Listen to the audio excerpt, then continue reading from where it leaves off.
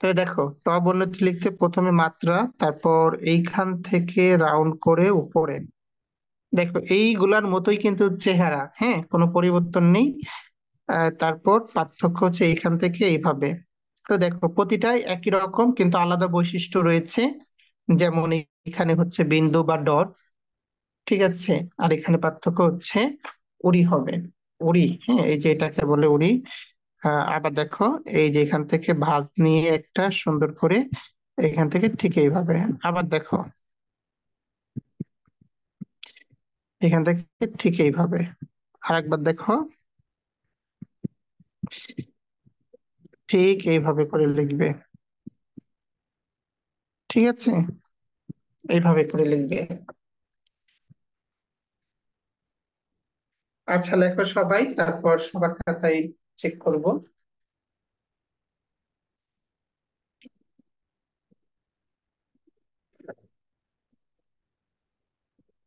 হ্যাঁ, সাফা তো লেখা কমপ্লিট করে ফেলেছে।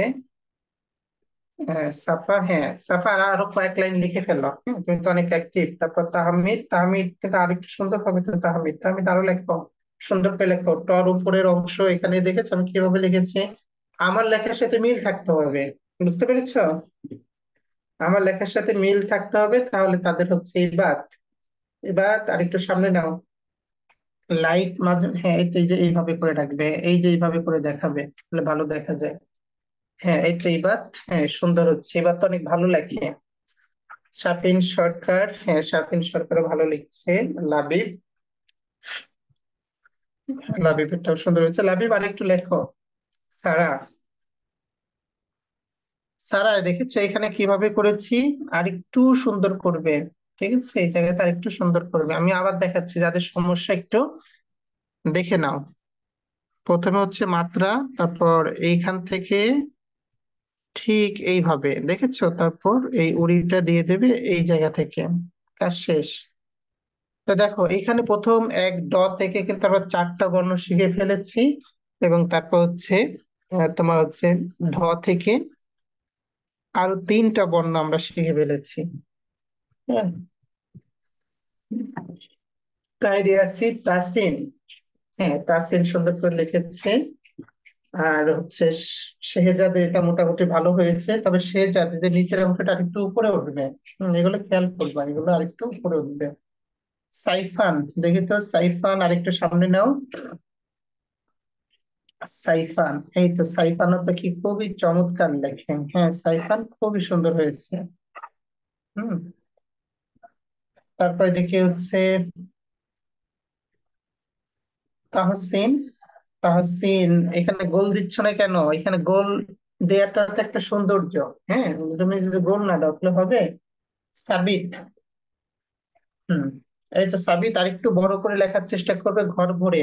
কারণ এখন এই খাতায় প্র্যাকটিস করানোর উদ্দেশ্য হচ্ছে যাতে বর্ণের মাপ ঠিক থাকে। নয়তো যখন গণিত খাতায় প্র্যাকটিস করবে তখন কিন্তু ঝামেলা হবে। যদিও তোমাদের বর্ণর পর আমরা অনেক লেখা লিখবো, শব্দ গঠন লিখবো, অনুচ্ছেদ টাইপের লেখা লিখবো, তারপরে গিয়ে আমরা হচ্ছে গণিত খাতায় লিখবো বা সাদা খাতায় লিখবো। রিহান, কিন্তু রিহান আর একটু সামনের দিকে আনো। এই যে রিহানও অনেক সুন্দর করে লিখছে। দেখো তোমাদের কিন্তু ভালো পরিবর্তন হচ্ছে, তার মানে তোমরা চেষ্টা করছো। হ্যাঁ, জাস্ট এতটুকু চেষ্টা থাকলেই হবে। আর আফিয়া, এই তো আফিয়া তো লিখছেই সুন্দর করে। হুম, ঠিক আছে আফিয়া। নাজিবা, হ্যাঁ নাজিবাও সুন্দর করে লিখেছে। ফাইজুর, ফাইজুর, ফাইজুরও চেষ্টা করছে আর কি। সাফিন সরকারটা তো দেখেছি। অভ্র, অভ্র দেখি তো কতটুকু লিখেছ? অভ্র, আচ্ছা আচ্ছা আচ্ছা। অভ্র, অভ্র তো, হ্যাঁ যাক অব্র, বর্ণগুলো তোমার যাক, হ্যাঁ সুন্দর হচ্ছে, আগের থেকে সুন্দর হচ্ছে। বর্ণগুলো ভালো করে আয়ত্ত করবে। তারপর হচ্ছে রাজিন, রাজিনেরটাও সুন্দর হয়েছে, আর একটু সুন্দর করবে। হুম। জাহিন, ঠিক আছে জাহিন। আমরা এর পরে এই পেজে কারা কারা আছে? রাগিব, রাগিব, হ্যাঁ এই তো রাগিব সুন্দর হচ্ছে, বাসায় লিখবা সঠিকভাবে। তাহির, হ্যাঁ, এই তো তাহিরেরটা বেশ সুন্দর হচ্ছে। তাসনুভা। কি ব্যাপার, তাসনুভাটাকে একটু বেশি সুন্দর দেখাচ্ছে নাকি তাহির? দুইজনের লেখা কিন্তু এক হওয়া চাই। ঠিক আছে। হুম। তারপর হচ্ছে আবেদ। হ্যাঁ, আবেদও চেষ্টা করছে সুন্দর করে। আবির। হ্যাঁ, আবির ওই যে টর উপরে এই যে উড়িটা, হ্যাঁ আরেকটু সুন্দর হতে হবে, বুঝতে পেরেছো? আরেকটু সুন্দর হতে হবে। সারা তো শেষ করেছো, সারা। সাফিনের আরেকটু সুন্দর করতে হবে। ওই যে রিহান। রিহান আরেকটু সুন্দর করে লিখবে। রিহান বাসায় কিন্তু বেশি প্র্যাকটিস করতে হবে। তুমি যদি এখন